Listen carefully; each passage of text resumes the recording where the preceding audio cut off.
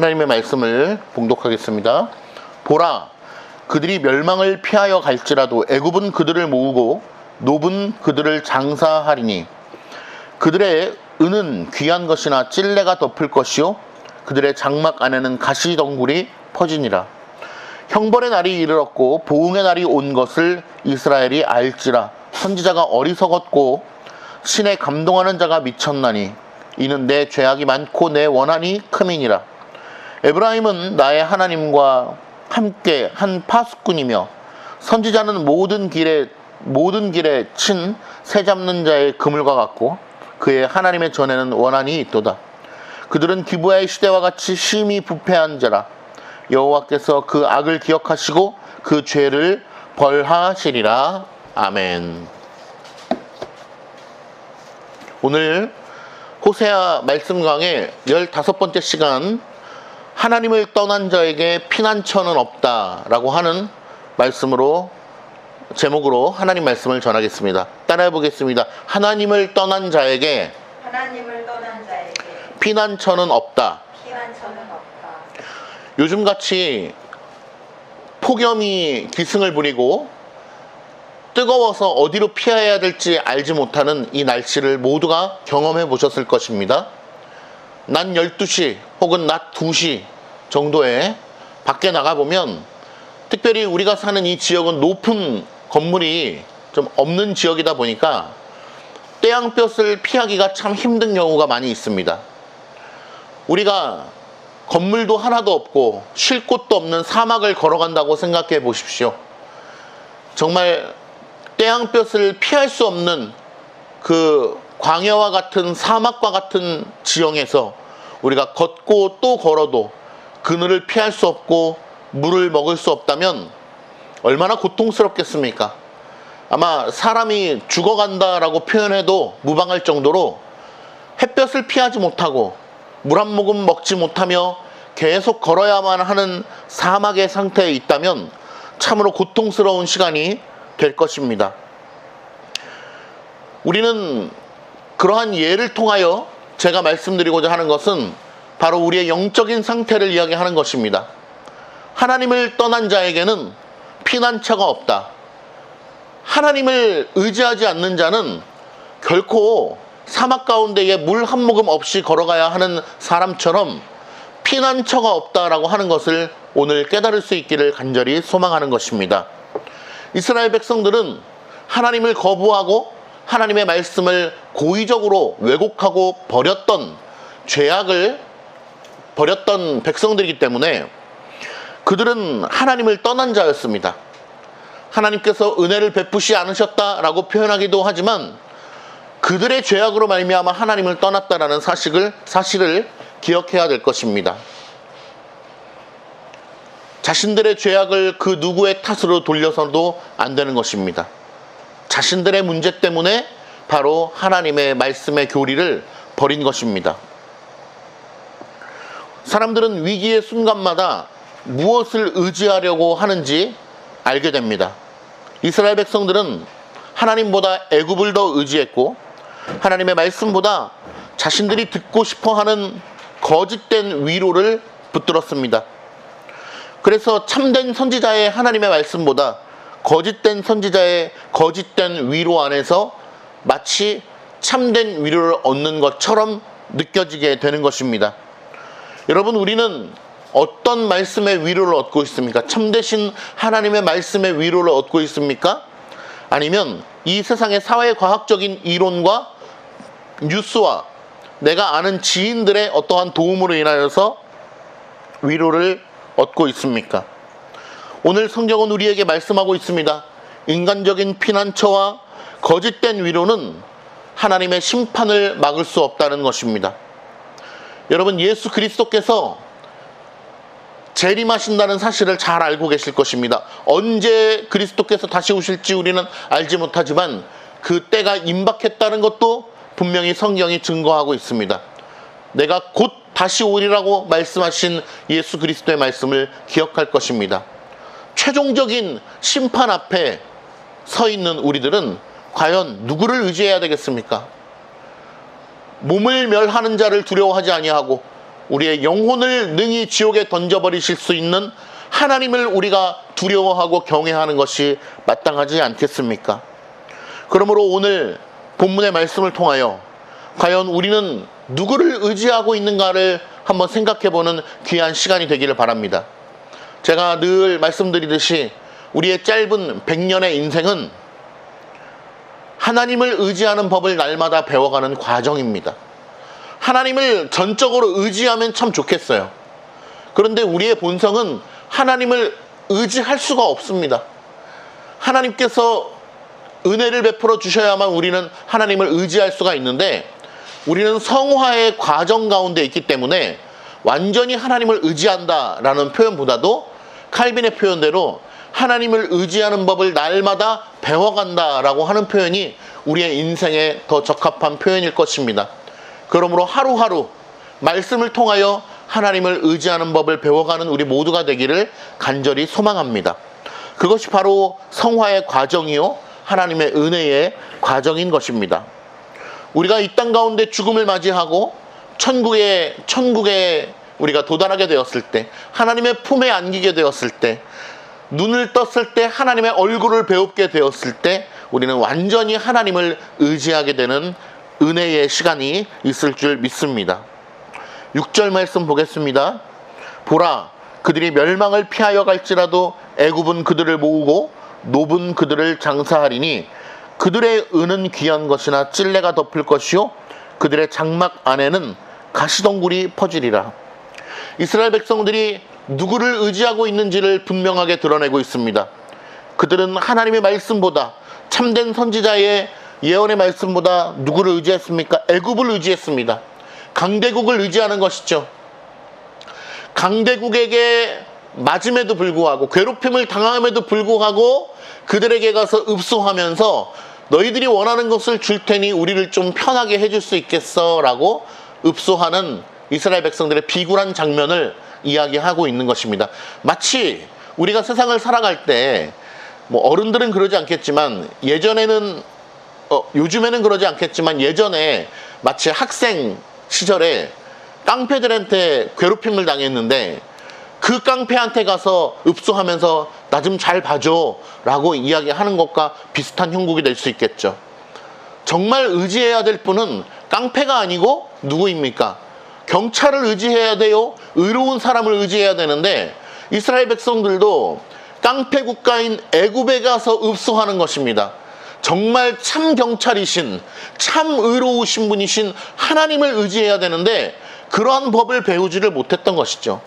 그러니까 얼마나 아이러니하고 어리석은 행동입니까? 하나님을 찾아가야죠. 하나님을 의지해야 돼요. 근데 하나님을 의지하지 않고 오히려 나를 괴롭히고 나를 못살게 굴고 나로 하여금 더 죄악으로 이끄는 애굽에 가서 읍소하며 그들의 도움을 구하는 것입니다. 그들을 모으고 노분 그들을 장사하리니, 그죠? 노비라고 하는 건 지역명이죠. 우상숭배가 심했던 지역의 이름을 얘기하는 것 같습니다. 그들을 장사하리니 그들의 은은 귀한 것이나, 자, 이스라엘 백성들이 가지고 있던 재물들, 이스라엘 백성들이 받았던 하나님의 약속의 땅들, 그런 것들이 다 황폐함으로 가고 있다는 것입니다. 찔레가 덮을 것이요 그들의 장막 안에는 가시덩굴이 퍼지리라. 그들이 다시 찾아가야 했던 곳은 어디입니까? 하나님의 약속의 땅이요 하나님께 예배드릴 수 있는 성막이요 예배 처소인 것입니다. 그러나 그들은 예배 처소를 버리고 하나님께서 약속해 주신 땅을 버리고 애굽을 찾아갔던 것입니다. 그러니까 하나님의 심판의 형벌은 어떻습니까? 약속의 땅임에도 불구하고, 그들의 예배 처소임에도 불구하고 찔레가 덮고 가시덩굴이 덮게 될 것이라고 예언하고 있는 것입니다. 7절, 형벌의 날이 이르렀고, 하나님의 형벌의 날이 임박했다는 사실을 말씀하고 있습니다. 그래서 실제로 이스라엘 백성들은 어떻습니까? 자신들의 땅을 잃어버리고 포로가 되며 그들에게 압제를 당하고 괴롭힘을 당하고 하나님 앞에 자유롭게 예배할 수 있는 자유조차 빼앗기는 형벌을 받게 된 것입니다. 형벌의 날이 이르렀고 보응의 날이 온 것을 이스라엘이 알지라 선지자가 어리석었고 신에 감동하는 자가 미쳤나니 이는 내 죄악이 많고 내 원한이 큼이니라. 거짓 선지자의 출현들과 또한 그 거짓 선지자들로 말미암아 위로를 받는 이스라엘 백성들을 우리에게 이야기하고 있습니다. 여러분, 우리 한국교회가 처한 형벌이 무엇입니까? 첫 번째는 하나님 앞에 자유롭게 예배드릴 수 있는 예배의 자유, 또 종교의 자유, 혹은 종교를 옮길 수 있는 자유, 무종교의 자유, 이러한 종교의 자유의 요소들이 점점 폄훼되어 가고 있다는 사실입니다. 점점 종교의 자유가 없는 나라처럼 비슷한 모양으로 가고 있다는 것입니다.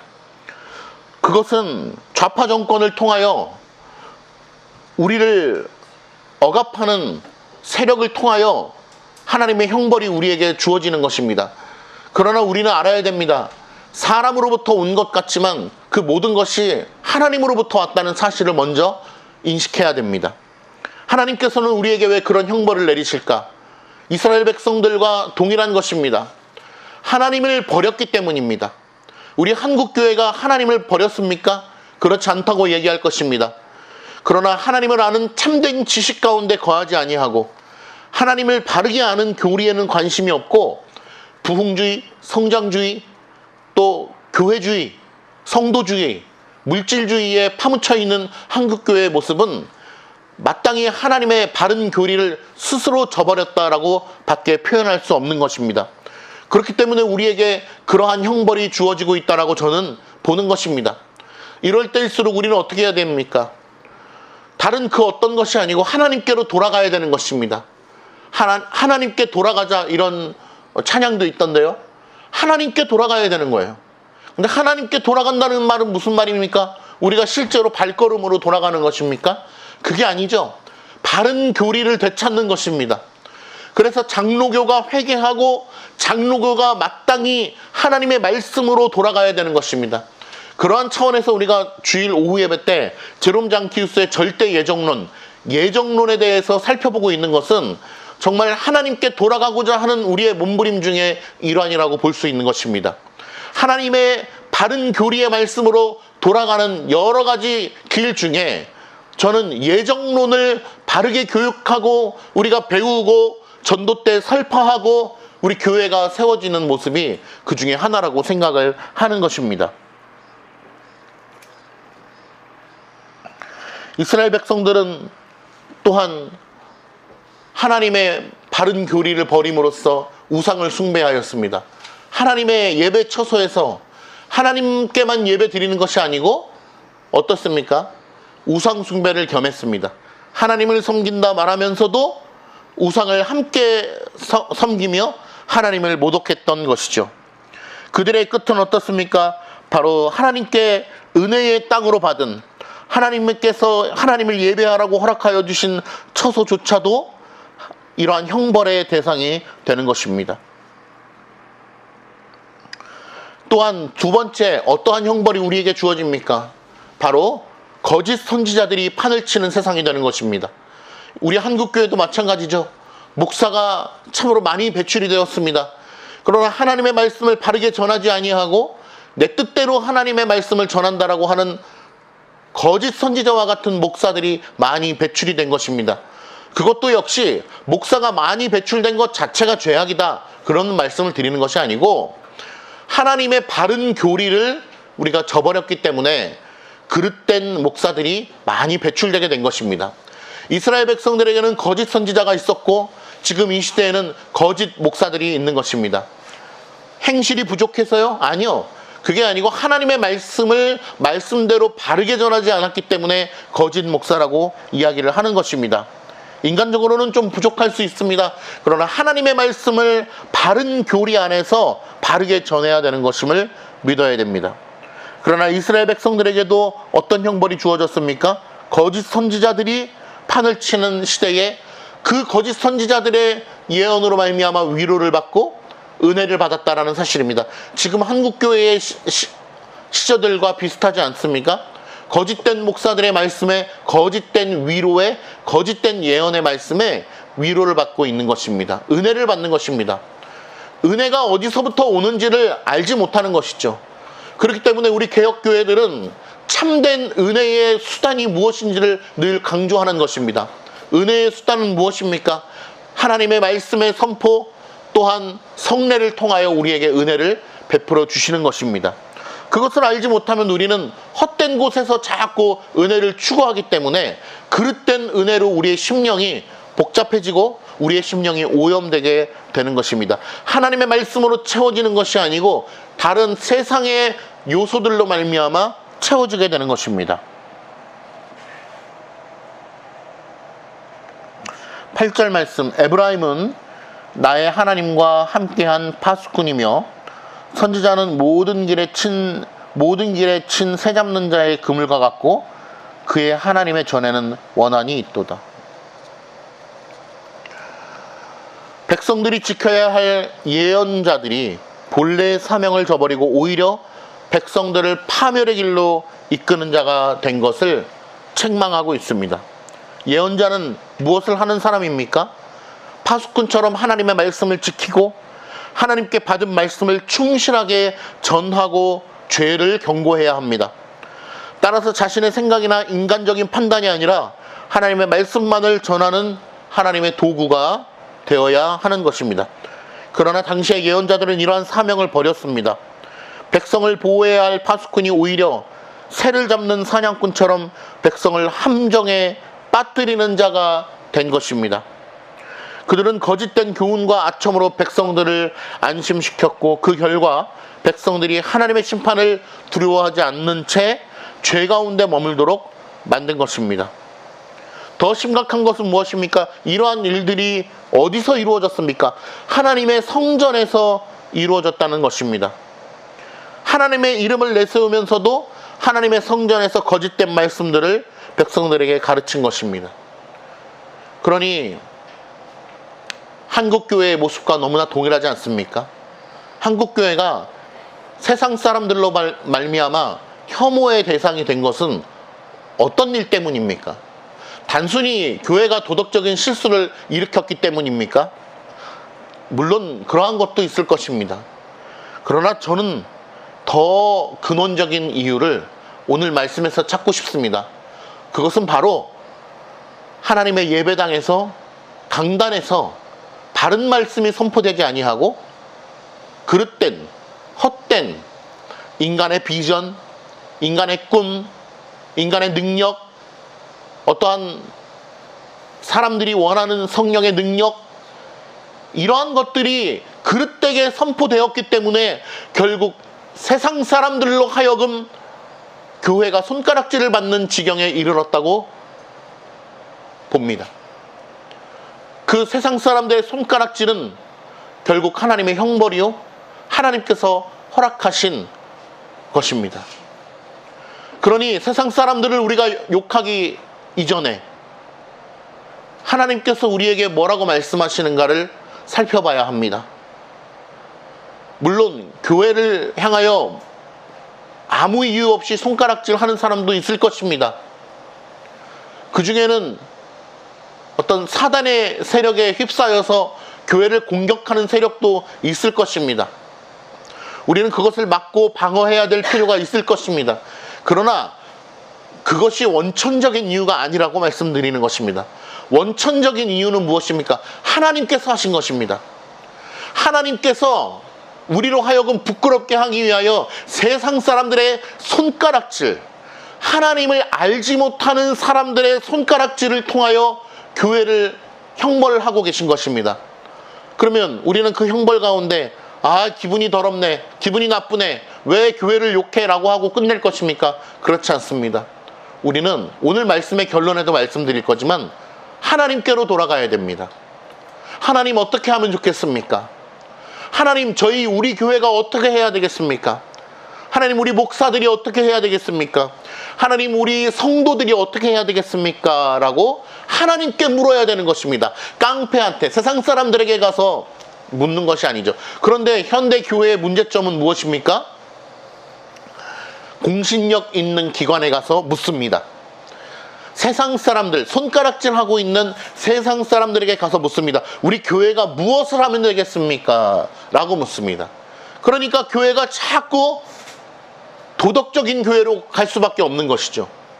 계속해서 세상 사람들이 보기에 멋진 교회로 탈바꿈할 수밖에 없는 것입니다. 그래서 일시적으로는 세상 사람들이 손가락질을 멈추기도 합니다. 그러나 여러분, 하나님의 손가락질이 무섭습니까? 세상 사람들의 손가락질이 무섭습니까? 하나님께서 우리를 가리키며 내가 너희를 도무지 알지 못한다. 너는 하나님의 말씀을 바르게 선포하지 않았다. 너희들은 진정한 예언자의 모습이 아니다. 너희들은 진정한 교회의 모습이 아니다라고 말씀하신다면 우리는 도대체 무엇을 두려워해야 되겠습니까? 진정한 하나님의 손가락을 두려워해야 되지 않겠습니까? 하나님이 무엇을 가리키고 있는가를 우리는 주목해야 되지 않겠습니까? 많은 사람들이 비유를 통하여 손가락이 가리키는 저 달을 봐야지 손가락을 보면 안 된다라고 얘기합니다. 맞습니다. 어찌 보면 세상 사람들의 손가락은 우리를 가리키고 있는 것이 아니고 너희들 교회가 예전부터 주장해왔던 그 바른 교리, 하나님이 정말로 뭐라고 하시는가를 너희들 들어야 되는 거 아니야? 라고 하는 교회에 대한 기대감을 드러내고 있는 것일지도 모릅니다. 우리는 여러분, 여러 손가락이 우리를 향하고 있습니다. 맞습니다. 우리는 표적의 대상입니다. 그것은 사도시대 때부터 지금까지 한 번도 변한 적이 없습니다. 세상은 교회를 표적으로 삼았고 교회를 공격했고 바른 교리를 공격했습니다. 수많은 우리의 믿음의 선조들은 하나님의 참되신 말씀을 전하는 데 있어서 공격을 받았고 그것으로 인해서 순교하였습니다. 교회는 바른 교리를 선포한다는 이유로 세상으로 하여금 불질름을 당했습니다. 모든 것을 잃었습니다. 그러나 우리가 의지하고 쳐다보고 의중을 물어야 될 분은 누구십니까? 하나님이십니다. 이 세상에서 교회의 건물이 불탈지라도 우리가 순교하게 될지라도 누구의 말씀을 들어야 됩니까?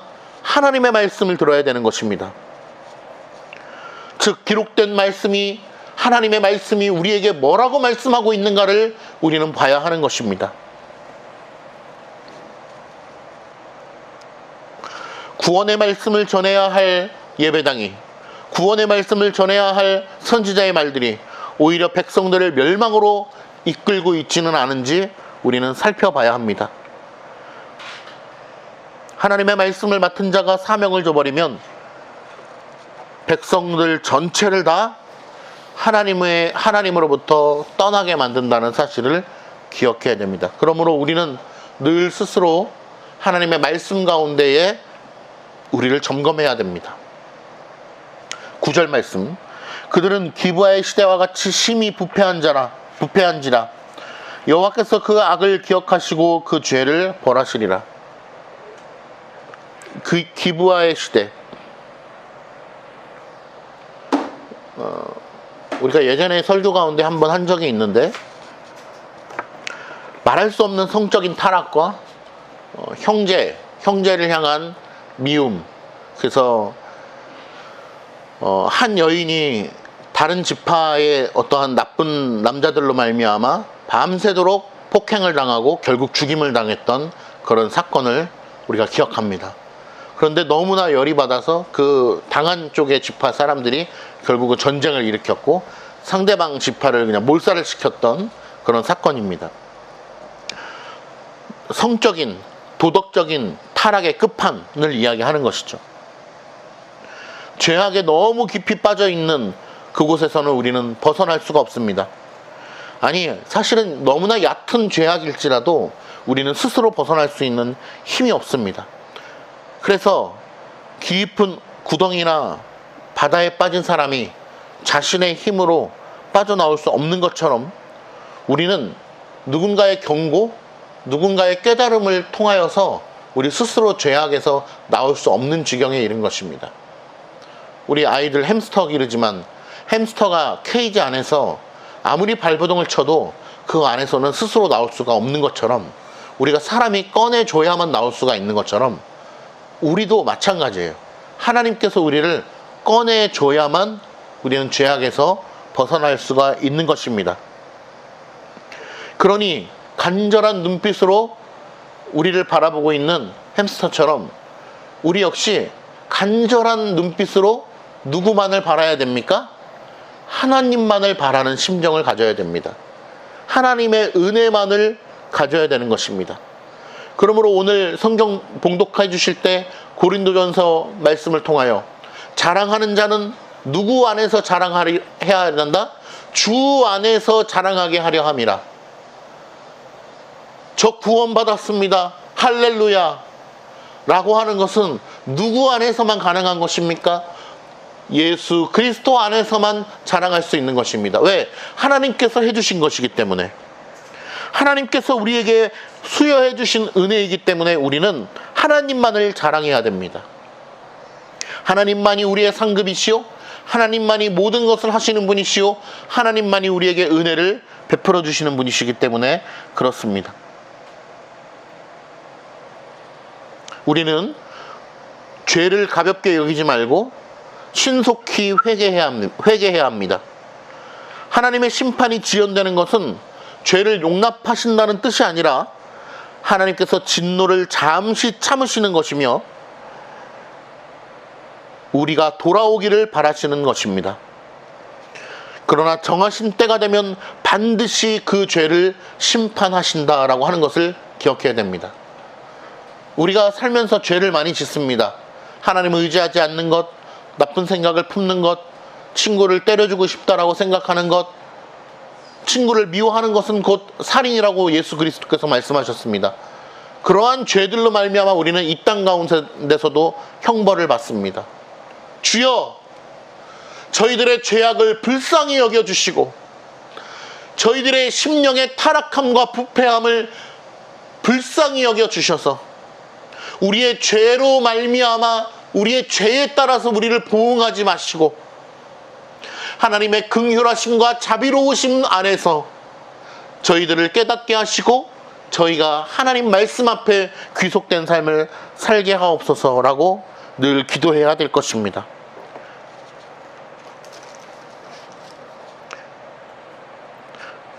말씀의 결론을 맺겠습니다. 인간적인 피난처, 인간적인 거짓된 위로를 버리고 우리는 하나님의 말씀으로 돌아가야 됩니다. 여러분, 일주일 동안 하나님의 말씀을 몇 번이나 펼치십니까? 몇 번이나 펼치고 몇 번이나 진지하게 시간을 들여서 하나님의 말씀을 읽고 묵상합니까? 얼마나 진지하게 하나님 앞에 기도합니까? 하나님의 도우심을 구하며 기도합니까? 우리에게 그러한 훈련이 없다면 우리는 죄의 덫으로 빠질 수밖에 없는 연약한 인간이라는 것을 깨닫고 하나님이 붙들어 주시기를 간절히 소망하는 심정으로 말씀 앞에 우리를 귀속시켜야 돼요. 말씀이 우리를 붙들어야 돼요. 그래서 유대인들, 이스라엘 백성들 있죠? 유대인들의 어떠한 한 지파들은 말씀, 성경책 말씀을 조그맣게 인쇄를 해요. 조그만 성경책 있잖아요. 그래서 그것을 머리 위에 늘 이고 다녀. 이렇게 조그만 성경책을. 이게 만약에 성경책이라고 해볼게요. 그럼 머리 위에 이렇게 끈을 묶어서 머리 위에 족두리처럼 가방 같은 걸 이렇게 메고 있어. 그래서 성경 말씀을 늘 머리 위에다가 놓고 다니는 거야. 또 어떤 지파는 여기다가 손목 가방 같은 걸 해요. 그래서 성경책을 거기다 놓고 늘 하나님의 말씀을 몸에 지니고 다니는 훈련을 해요. 지금도 그런 지파들이 있죠. 저 역시도 심정 같아서는 이 성경책과 시편찬송을 시장 갈 때도 이렇게 들고 가고 싶어요. 너무 연약하니까. 그냥 앞에 편의점 갈 때도 이렇게 들고 가고 싶어요. 너무 연약하니까. 하나님의 말씀이 나를 묶어주시기를 바라는 심정으로. 여러분들은, 성도님들은 그렇게까지 하실 수는 없겠죠. 저는 목사니까 어떻게 보면 가능할지도 몰라요. 아, 예, 저는 목사입니다. 하지만 부족한 목사입니다. 하지만 우리 하나님의 말씀은 영원하십니다. 이렇게 지니고 다닐 수도 있을지도 모르겠어요. 근데 우리 성도 여러분들은 그렇게까지 하기는 힘드시겠지만 매일매일 성경을 펼쳐서 하나님의 말씀을 묵상하는 사람이 되는 은혜가 있기를 바랍니다. 기도하겠습니다. 하나님 아버지, 우리의 연약함을 아시오니 하나님께서 은혜 주셔서 말씀 앞에 귀속된 삶, 말씀 앞에 순종하는 삶, 말씀 앞에 온전히 묶이는 삶을 살도록 인도하여 주시옵소서. 하나님 말씀에 순종하는 자가 되게 하옵소서. 하나님 말씀을 두려워하는 자가 되게 하옵소서. 하나님 말씀 앞에 엎드리는 자가 되게 하여 주시옵소서. 그 모든 것을 하나님께서 해 주셔야만 가능한 줄 믿습니다. 자랑하는 자는 오직 주 안에서 자랑하게 하려 하십니다. 우리가 이 모든 것을 주 안에서 자랑하게 하옵소서. 예수님의 이름으로 기도드립니다. 아멘.